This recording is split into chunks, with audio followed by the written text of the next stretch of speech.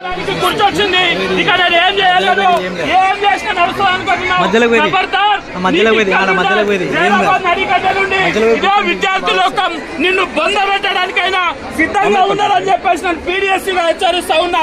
ఈ రోజు SC ST BC minority విద్యార్థులు ప్రధానంగా స్కాలర్షిప్ మీద ఆధారపడి చదువుతూ ఉన్నారు.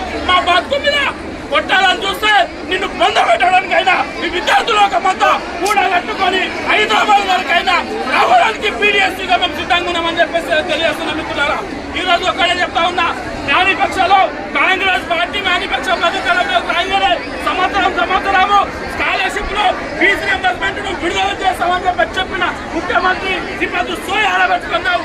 నువ్వు నిద్రమత్తులో ఉన్నావా? ఢిల్లీకి పోవడం కాదు, గల్లీలో ఉన్న విద్యార్థుల సమస్యల పైన నువ్వేనారైనా స్పందించకపోతే నిన్ను రాబోయే రోజుల్లో పీడిఎస్సీగా ఎండగడతాం.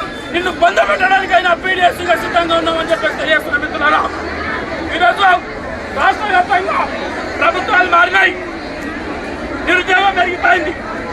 అదేవిధంగా ఉద్యోగాలు వస్తలేవు. చదువుకుందామంటే చాక్పిసులే కొనలేని పరిస్థితిలో ఈ రాష్ట్ర ముఖ్యమంత్రి పరిపాలిస్తూ ఉన్నాడు.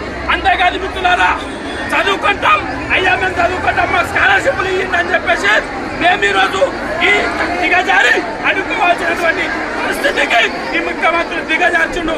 ఇది సరైన పద్ధతి కాదు. ఇదే రేవంత్ రెడ్డి, నువ్వు అనుకుంటున్నావు వీళ్ళకి ఎవరు లేరు, వీళ్ళు ఏం చేయరు, వీళ్ళు ఇట్లా ధర్మ చేస్తారు పోతారని. భగత్ సింగ్ ఇచ్చిన స్ఫూర్తి ఉన్నది, అల్లూరి సీతారామరాజు చూపెట్టిన